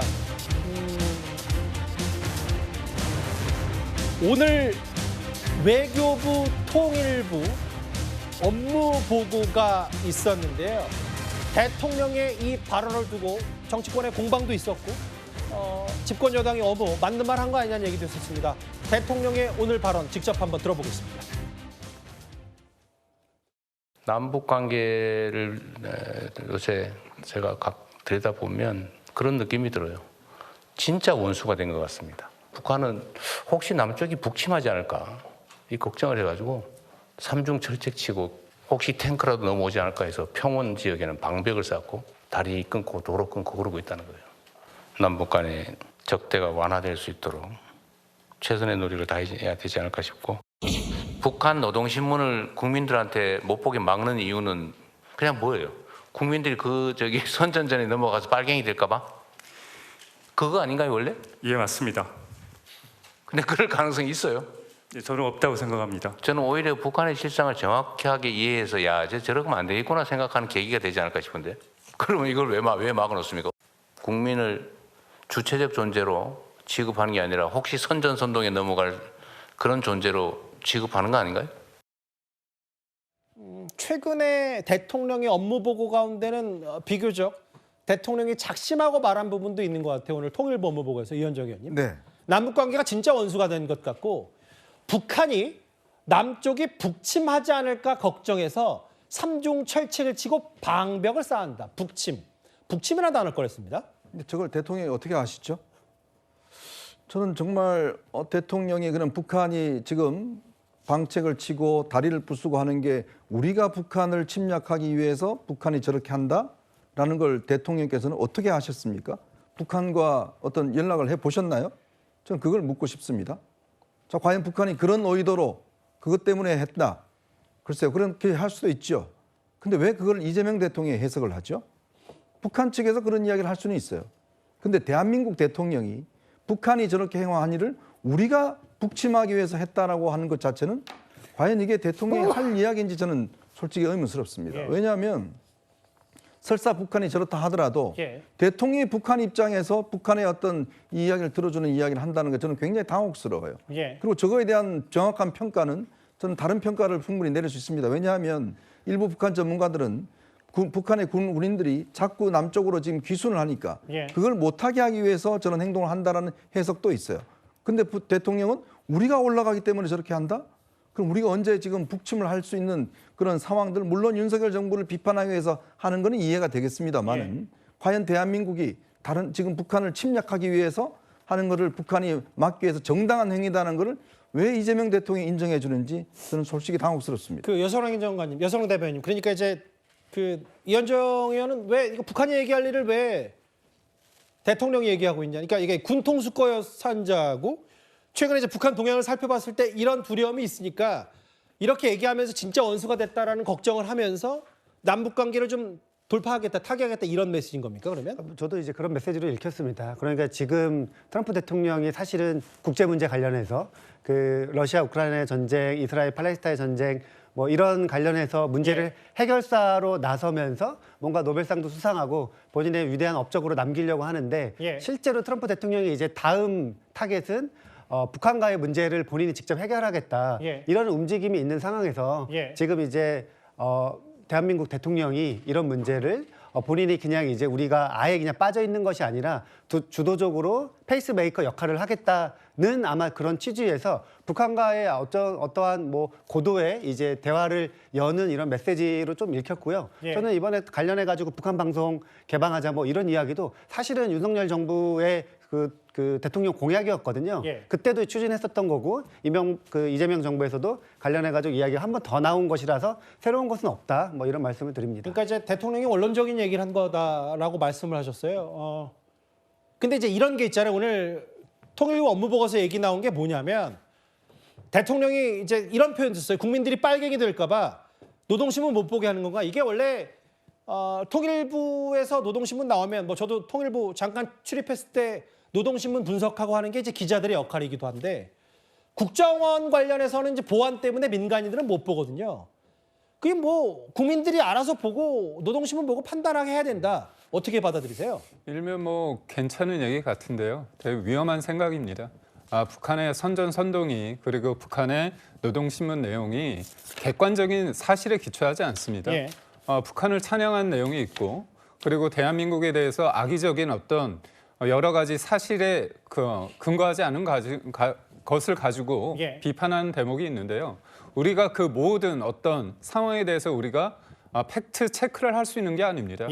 어떤 사람의 얘기를 듣다 보면 그럴 수 있다고 드는 게 당연지사 아닙니까? 3인 성호라는 말도 있습니다. 세 사람이 말하면 없던 호랑이도 있다고 말할 수 있는데요. 이건 굉장히 무책임하고 굉장히 위험한 생각이라 보고 더군다나 저번에 이재명 대통령께서 대북 전단 관련해 가지고 내가 만약에 사과를 한다면 내가 친북몰이 되는 거 아니냐, 종북몰이 되는 거 아니냐 그런 얘기까지 하셨는데 이런 일련의 상황이 어떤 의미이냐? 결국은 김정은에게 구애의 어떤 손짓을 해서 내년 지방선거를 앞두고 일종의 위장쇼, 만남을 위해서 이런 노력을 하는 게 아닌가 그런 정치적인 의도를 비판할 수밖에 없습니다. 제가 짧게 말씀드리면 북한으로 가는 우리가 노동신문 보게 하는 거 좋습니다. 그러면 우리가 북한으로 가는 방송도 재개하면 됩니다. 왜 그거 중단하셨죠? 우리는 중단하면서 북한으로 오는 건 다 열어라? 그럼 우리 국정원에서 그동안 했던 대북 방송 왜 중단하셨습니까? 그걸 묻고 싶습니다. 근데 이제 두 분이 이제 비판하셨으니까 저도 굳이 일부러라도 대통령실과 대통령의 입장을 전해드려야 될 것 같아서 일단 국민들 수준이 높아졌기 때문에 노동신문을 본다고 해서 어떤 사상이 교화되거나 이런 건 아니니까 이걸 굳이 막아둘 필요 없다. 그만큼 북한의 실상을 더 잘 알 수 있는 계기가 되지 않냐는 게 대통령의 취지였어요. 박성미 서관님, 지금 남북 관계가 지금 최악, 뭐 정권 바뀐 이후 전후로도 최악이고 그러니까 어쨌든 이재명 정부로서도 뭔가 돌파구를 찾는 취지는 알겠지만 뭔가 이렇게 지뢰 매설로 침범을 하면 적당한 경고와 메시지는 줘야 되는데 너무 이 정도의 취약하게 설익은 대응만 하는 거 아니냐는 비판도 있는데 어떻게 받아들이세요? 근데 사실 이게 설익은 대응이라고 보기에는 원칙적인 대응을 했다라고 보는 게 맞겠죠. 왜냐하면 이 MDL에 침범을 했을 때 북한이 거기에 대해서 경고 방송도 했고 그 외에도 경고 사격도 했다라고 밝히고 있고 그러고 나니까 이제 북한군이 모든 이 사례에서 퇴거를 했다라는 점을 투명하게 밝혔거든요. 그러니까 그런데 뭐 경고 방송만 했던 사례는 뭐냐라고 묻는 분들에 대해서는 경고 방송을 했을 때 북한군이 이미 퇴거를 했던 상황 상황이었기 때문에 그러니까 방송을 듣고 바로 효과가 발생했기 때문에 추가적인 대응이 필요 없었다라는 점을 국방부에서 분명히 밝혔습니다. 그리고 이번에 이제 국방부가 이런 브리핑을 하고 얘기를 하게 됐을 때 사실은 뭐 사격을 자제해라라는 어떤 내부 방침이 있었던 거 아니냐라는 데에 대해서 정면으로 반박을 했기 때문에 추가적으로 어떤 허위적인 이야기나 낭설이 오가는 내용은 좀 없었으면 하고 원칙적이고 원론적인 대응을 분명하게 하고 있다라는 점을 밝혔다고 합니다. 그 남북의 긴장 완화가 물론 지금 여러 정부, 진보 정부, 보수 정부 할 것 없이 최고의 화두기도 하고 그렇긴 하지만 뭐 통일부에 너무 힘을 실어준다는 비판이 뭐 지금 정치권 내에서도 특히 야당 내부에서 있으니까요. 이 얘기도 좀 잘 짚어봐야 될 것 같습니다. 1위까지 만나봤습니다. 방금 들으신 대로 북한은 우리가 북침할까 봐 걱정이다. 오늘 업무보고에서 나온 이재명 대통령의 발언입니다. 어떤 취지에서 나온 얘기인지 정치권의 반응은 어떤지 이어지는 뉴스에서 자세히 전해드릴 테니까요. 여러분들의 많은 시청 바랍니다. 금요일 뉴스탑10 준비한 소식은 여기까지입니다. 여러분 고맙습니다.